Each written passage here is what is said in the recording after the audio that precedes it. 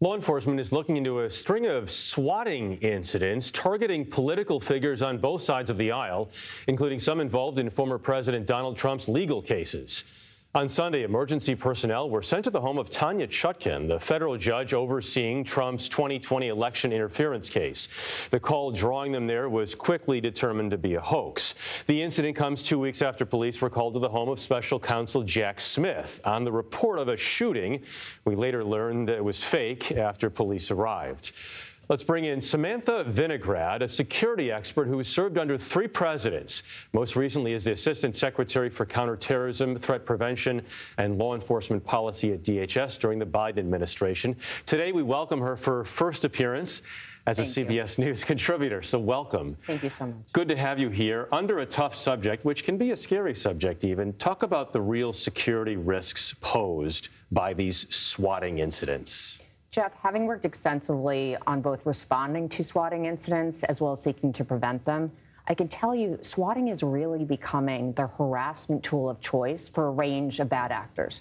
Swatting involves really making false threats to law enforcement or emergency responders, really in order to elicit a large law enforcement response.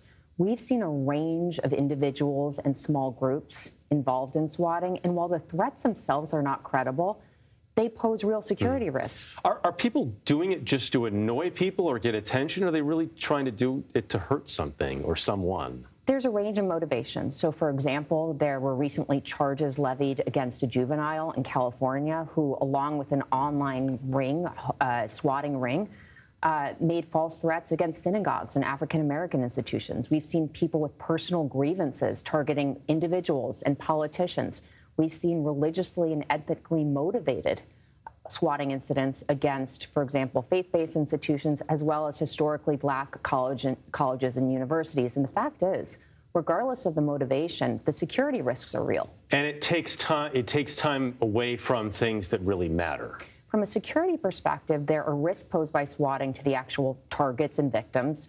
Picture law enforcement showing up at your home with guns drawn. There could be an unintentional use of law enforcement assets that could pose a risk, as well as the fact that I traveled around to police jurisdictions across the country.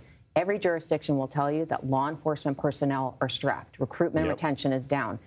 Responding to an active shooter threat, a bomb threat, takes significant law enforcement assets that should be used to respond to actual credible threats to public safety. The question is, and you can speak to this because you've dealt with it so much, how do you stop this from happening? The best form of prevention is likely twofold: deterrence and strategic planning. From a deterrence perspective, I think there is a perception that there aren't penalties associated with this kind of behavior, that calling in a fake threat is a prank and that you won't be prosecuted and you may go away with it. That's why when the FBI or the states publicly announce that they're imposing charges on an individual for swatting, that's a strong deterrent. At the same time, institutions have engaged at the federal level, at the state level, and more on how to prepare for these kinds of incidents. What should they do to train their personnel on bomb threat preparedness, how to respond to an active shooter threat, and more, so that if there is a swatting incident, people don't panic and people know what to do. Okay. Samantha Vinograd, welcome to CBS News, and thanks for your time. Thanks.